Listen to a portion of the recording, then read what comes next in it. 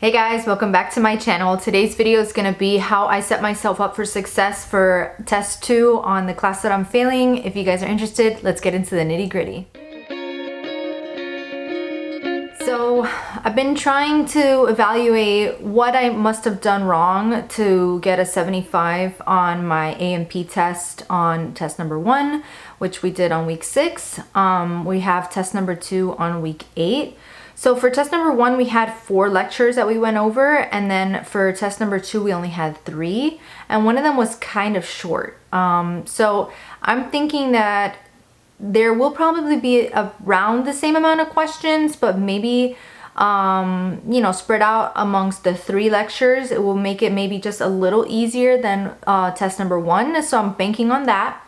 I'm hoping that because there is less material, I'm hoping that there is less material, it will set me up for success. I was actively paying more attention when it came to class, I guess just because the adrenaline of knowing like I'm on the edge right now. I kind of, not that I was distracted, but I wasn't like paying such keen attention during the lecture. So I was like kind of dissecting as I went, which kind of wasn't that great. I really probably should have gone over the material beforehand, but there's so much going on like with other classes that I'm kind of behind when it comes to being ahead, if that makes sense. But so I've been trying to be more actively listening during the lectures. And then after the lectures, my study buddy and I, we kind of try to dissect the lecture that they just went over. So like, let's say we go over the lecture on Tuesday. On Wednesdays, she and I are doing what we call a rest and digest of the lecture itself, trying to get like the gist of it, and more also like trying to see if he would ask a certain question, like this one would probably be something that he would maybe make as a matching or a multiple choice, something like that. So we were kind of like resting and digesting all of the lectures after class, like the following day.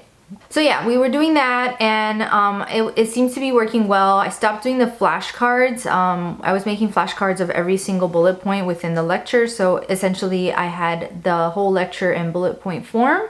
But what I'm doing now is at the beginning of every lecture, he goes over objectives that he wants to cover within the lecture. So, and they're underlined. So I'm like, okay, they're underlined.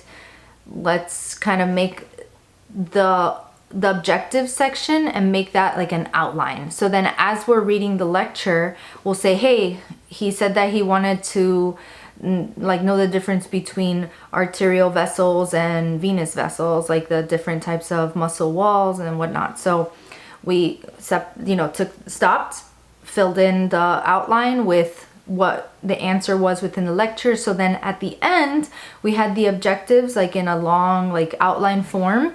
And then we can read that as we go, if like, as a quick, instead of having to reread the lecture or watch the whole lecture all over again, we have it like as in a key point kind of form. Then I've been rewatching the lectures as well. I'm gonna be watching it for the 3rd time now. So I'm listening, and he says things like, I'm probably not gonna ask this, or I'm probably gonna ask this. So then I'll put like a star, or I'll highlight it, and then I'll put that on a separate paper, like, let's like cover this again in detail. And I'm not trying to eliminate the entire lecture, but I'm trying to find like focused key points within the lecture to guarantee that I get at least those questions right. Because I feel like if I look back at it, I did well for the most part in test number 1, except I didn't focus on lecture number 2. When I went back to look at with what I got wrong, and I found them within all of the lectures. I found all of the answers and all of the questions that he asked. I realized that in lecture 2 for test 1 is where I missed the majority of my questions. So I'm trying to like find, how he would ask things. I guess if he structured it in a PowerPoint slide, how could he ask this as a question? Trying to like make my own mini test, if you will, as I go, and I'm like quizzing myself afterwards. So I'm trying to see if that helps, but no flashcards. I'm not doing that anymore.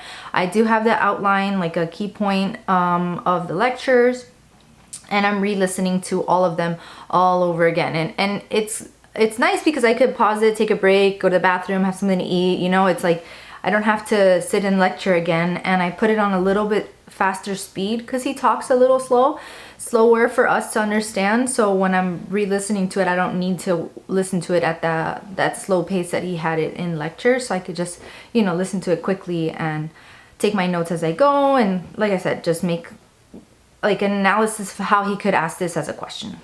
But I'm hoping that I've set myself up for success for test 2. Stay tuned for my next week's video for week 8. I'm doing a week 8 update halfway through semester 1. It's just, to me, it's so surreal that I'm about to hit the halfway point of semester 1 of CRNA school.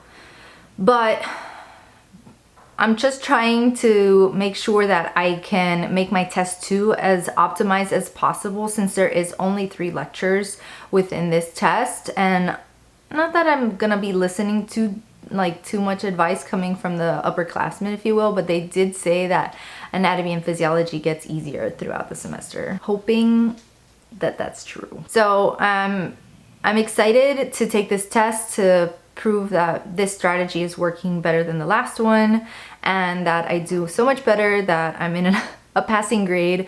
Because that, for me, every time I open up the class and I see the grade, it just kills me every time to see that I'm in like the yellow. Like there's like when you're in the green, you're good. When you're in the yellow, and when you're in the red, that's bad. So in Blackboard, it does that for us. So I want to get out of the yellow and into the green. But that's pretty much it for this video. It's about how I'm planning to prepare for dominating test 2 in AMP.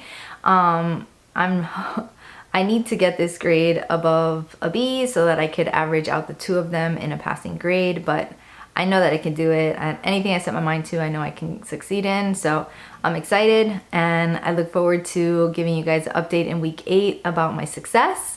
That's not what I did there. I set myself up, so I can't fail.